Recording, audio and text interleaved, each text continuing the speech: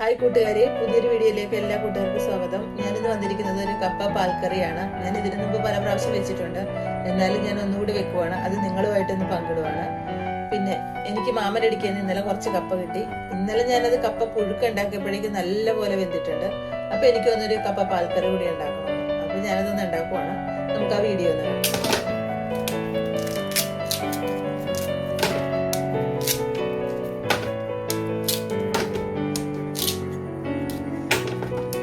വെട്ടിക്കണ്ടിച്ച് തൊലിയൊക്കെ കളഞ്ഞ് ചെറിയ ചെറിയ കഷ്ണങ്ങളാക്കി നമുക്ക് അരിഞ്ഞെടുക്കാം. അതുപോലെ കൊത്തിയരിഞ്ഞ് കഴുകി വൃത്തിയാക്കി ഒരു പാത്രത്തിൽ വെള്ളം ഒഴിച്ച് അടുപ്പത്ത് വെച്ചിരിക്കുകയാണ്. ഇത് നമുക്കൊന്ന് ഉപ്പിട്ട് ഒന്ന് വേവിച്ചെടുക്കാം.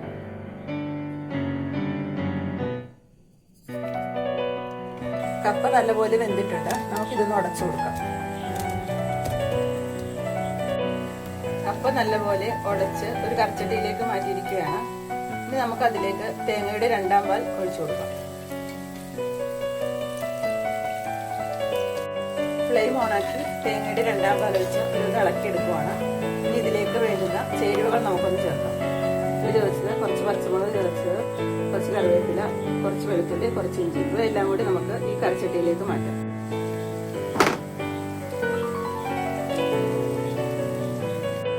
ഈ 2 പാലിൽ കിടന്ന ഈ ചേരുവകളെല്ലാം കൂടി ഒന്ന് തിളച്ച് സെറ്റായി വരുമ്പോഴേക്കും നമുക്ക് ഇത് താളിക്കാനുള്ള ഐറ്റംസ് ഒന്ന് റെഡിയാക്കി എടുക്കാം.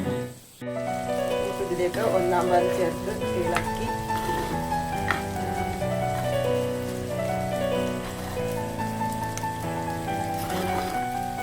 വാങ്ങി വെക്കാം.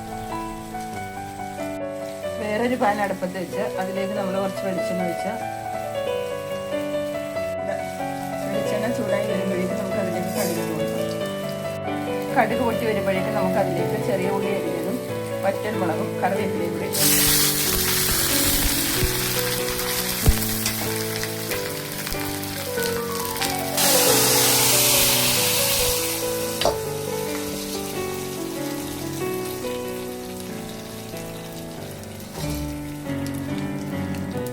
താളിച്ചത് നമുക്ക് ഇതിലേക്ക് ഒഴിച്ചിട്ട് ഇളക്കി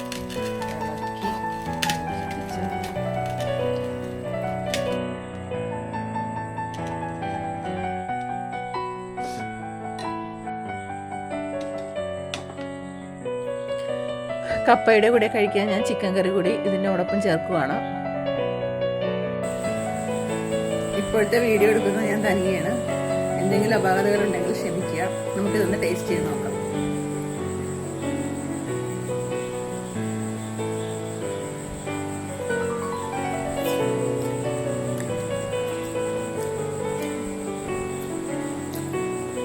സൂപ്പറാണ്.